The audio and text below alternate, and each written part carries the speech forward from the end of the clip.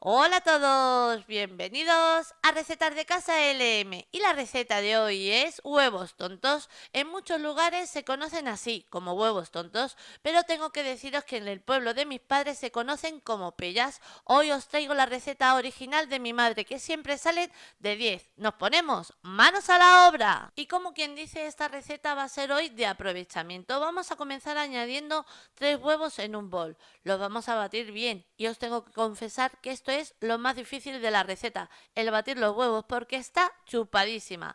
A continuación añadimos medio vaso de leche. La leche que yo estoy utilizando en este momento es leche entera, pero perfectamente podéis añadir la leche que vosotros estéis acostumbrados a tomar en casa, hasta incluso bebida de avena o bebida de soja. A continuación añadimos de 2 a 3 dientes de ajo. Para que os hagáis una idea, he añadido 2 dientes de ajo bien picaditos. A continuación añadimos una cucharada de perejil y sal, como siempre os digo, a nuestro gusto.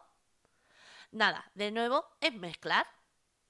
Cuando ya lo hemos mezclado bien, viene la parte del aprovechamiento. ¿Que nos ha sobrado pan? Nada, trituramos o rallamos y listo. Ahora que no nos ha sobrado pan y queremos hacer la receta y tenemos pan rallado del que se compra, perfectamente podréis preparar esta receta porque os va a quedar exactamente igual. Ahora, la cantidad de pan no os la puedo dar porque va a ser lo que nos pida la masa.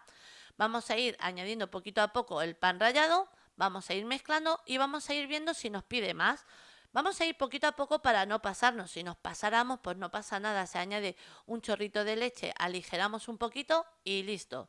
Añadimos un poquito más de pan rallado y tenemos que dejar una masa más bien suelta, que casi no esté líquida, pero sí que sobre un poquito de líquido para que en el tiempo de reposo que le demos haga su trabajo el pan y se absorba esa cantidad de líquido que hemos dejado. Como estáis viendo, ¿veis? Ya está espesando la masa. Le voy a añadir un poquito más. Nada, con un par de cucharadas le va a ser suficiente.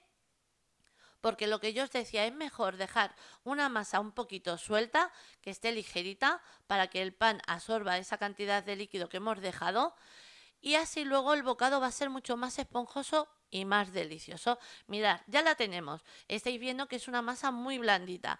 Y ahora cuando yo pare de mezclar, veis que sobresale otra vez de nuevo el huevo y la leche. Pues nada, la vamos a dejar reposar 5 o 10 minutos para que el pan haga su trabajo. Mirad, después de 10 minutos exactamente la mía, mirad, ¿veis? El pan ha absorbido la cantidad que habíamos dejado de líquido y ya está listo para preparar los huevos tontos. A continuación, vamos a colocar una sartén en el fuego. Vamos a añadir abundante aceite y el aceite le vamos a dejar que coja bien su temperatura.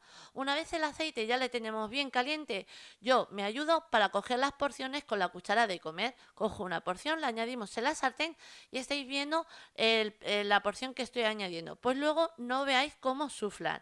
¿Por qué? Porque no hemos añadido una masa muy pesada que luego quede así apelmazada por dentro. Luego os voy a enseñar el bocado cómo queda por dentro. Vamos cocinando.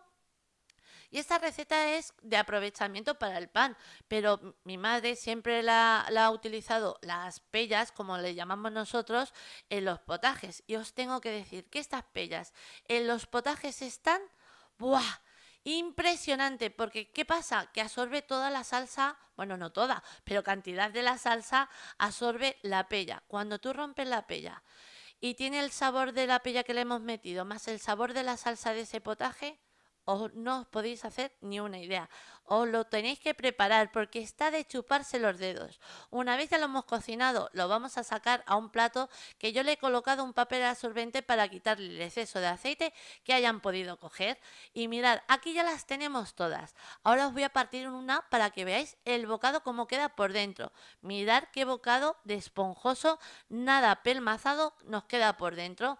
No me digáis esto, cargado de sabor, de salsa, impresionante. También se puede comer exactamente así solo, porque es que esto es un sin parar. Si haces, piensa en hacer alguno más, porque siempre alguno se pierde en el camino. Mirad qué esponjoso, qué delicia. Una receta de mi madre que nunca falla. Está buenísima. Mirad, es que queda de maravilla.